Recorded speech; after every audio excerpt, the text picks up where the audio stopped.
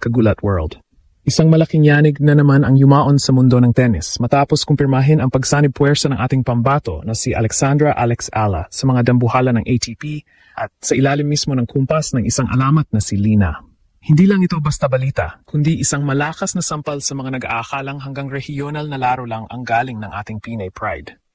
Isipin nyo, matapos ang kaniyang makasaysayang ginto sa SEA Games, hindi na lang basta tournament entry ang nakuha ni Alex, kundi isang royal invitation para maging bahagi ng Team Lina sa Macau Tennis Masters.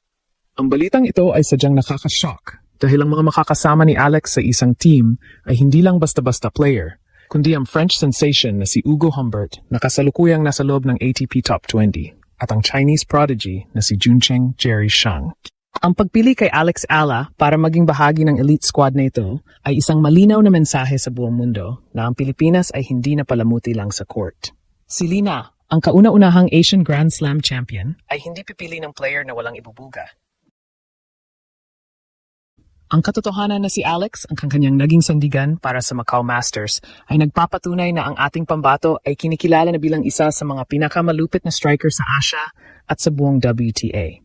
Sa Macau Forum, kung saan magtatagpo ang pinakamahuhusay na raketista, ang presensya ni Alex kasama sina Humbert at Shang ay nagpapakita ng isang bagong era ng dominasyon. Habang ang ibang bansa ay nagtataka kung paano nakapasok ang isang Pinay sa ganito kadehadong lineup, ang sagot ay simple lang. Ang galing ni Ala ay hindi na kayang itago o baliwalayin pa ng kahit sinong eksperto sa mundo. Ang tensyong dala ng anunsyong ito ay ramdam na ramdam sa buong tennis community dahil ang Team Lina ay tila naging isang super team na handang lumamon ng kahit sinong humarang sa kanila. Sa bawat palo ni Alex, bit-bit niya ang karanasan ng isang kampiyon at ang suporta ng mga elite ATP players na kanyang magiging katuwang. Ito ang pagkakataon na ipamalas ni Alex ang kanyang bagsik sa harap ng global audience bago ang pagsabog ng Australian Open. Ang dating pangarap na makahanay sa mga world-class icons ay naging realidad na sa loob lamang ng isang iglap. Marami ang nagtatanong, handa na ba ang Macau para sa hagupit ng isang Filipina na katuwang ang mga higante ng tennis? Dahil ang pagsasamang ito ay hindi lang para sa display, ito ay binuo para manalo at para patunayan na ang dugong Pinoy ay pang world stage talaga.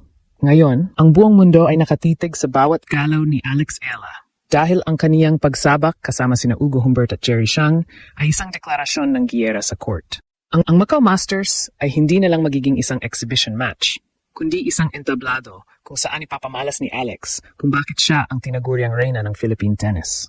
Habang papalapit ang December 27 at 28, lalong tumitindi ang pananabik ng mga fans na makita ang chemistry ng Team Lina. Handa na ba kayong masaksihan kung paano re-respack ang ating pambato sa ilalim ng gabay ng isang legend? Ang susunod na kabanata sa karera ni Alex Ala ay siguradong magpapatindig ng balahibo sa bawat Pilipino dahil ito na ang simula ng kanyang ganap na pagluklok sa trono ng pandaigdigang tennis. Isang tennis legend ang totoong ginulat at ang pangalan ay hindi mula Europa, hindi mula Amerika, kundi isang Pinay. Alexandra Alex Ala. Sa isang balitang kumalog sa buong tennis world, opisyal nang kinumpirma ang pagsama ni Alex Ala sa Team Lina para sa Macau Tennis Masters, katuwang ang mga dambuhalang pangalan na sina Ugo Humbert at Juncheng Jerry Shang. Hindi ito ordinaryong invitation. Isa itong deklarasyon. Pagkatapos ng kanyang makasaysayang kampanya at ginto sa SEA Games, inaasahan ng marami na dadaan muna si Alex sa mahabang proseso ng rebuilding at regional grind.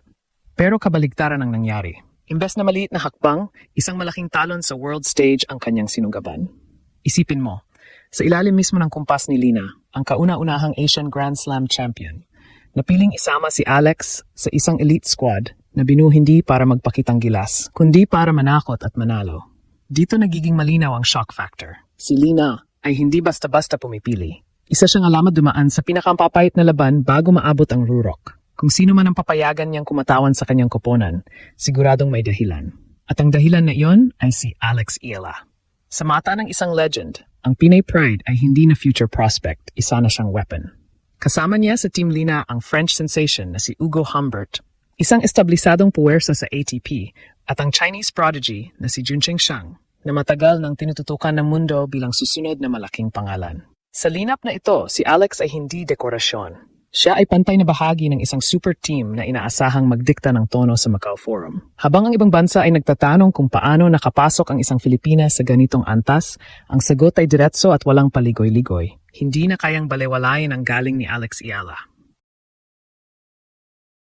Ang kanyang lefty firepower, composure sa big stage at kakayahang mag-adjust laban sa iba't ibang estilo ay matagal nang napapansin ng mga eksperto. Ngayon, opisyal na itong kinilala sa pinakamataas na antas. Mas lalong tumitindi ang tensyon dahil ang Macau Masters ay hindi lang simpleng exhibition. Ito ay global showcase bago ang mas malalaking laban sa international calendar. Lahat ng mata ay nakatutok. Bawat palo ni Alex ay may kasamang bigat ng bandila at pag-asa ng isang bansang matagal nang naghihintay ng tunay na world-class tennis icon. Ito na ang sandali kung saan ang dating pangarap ay naging hamon sa buong mundo. Hindi na tanong kung kaya ni Alex makipagsabayan. Ang tanong ngayon, handa ba ang mundo sa isang Filipina na may basbas ng isang legend at kakampi ang mga higante ng tennis? At dito pa lang nagsisimula ang tunay na lindol. Sa susunod na bahagi, sisilipin natin kung bakit ang pagsanib na ito ay hindi lang milestone, kundi posibleng simula ng isang bagong era para sa Philippine tennis. Ang pagsasanib puwersa ni na Alex, Ugo Humbert at Yun Chengxiang ay hindi aksidente. Ito ay kalkulado, strategic at may malinaw na mensahe. May paparating na bagong sentro ng lakas sa Asia. Sa ilalim ng pamumuno ni Lina, ang bawat galaw ay may bigat. Siya ay hindi lang coach figure, kundi simbolo ng kung ano ang posible para sa Asian tennis. Nang piliin niya si Alex Ayala, malinaw ang ipinahihiwatig nito. Ang Filipina ay may parehong mental toughness at big match temperament na hinahanap sa world-class competition. Hindi sapat ang talento lang. Ang kailangan ay tapang, disiplina, at kakayahang humarap sa pressure ng global spotlight. At sa puntong ito ng kanyang karera, yun mismo ang dala ni Alex. Ang pagiging bahagi ng Team Lina ay naglalagay kay Alex sa isang environment na bihirang maranasan ng mga batang player. Araw-araw na exposure sa elite preparation, sa tempo ng mga ATP level players, at sa mentality ng mga sanay manalo sa pinakamalaking entablado. Sa ganitong setup, ang learning curve ay hindi unti-unti. Ito ay biglaan at brutal.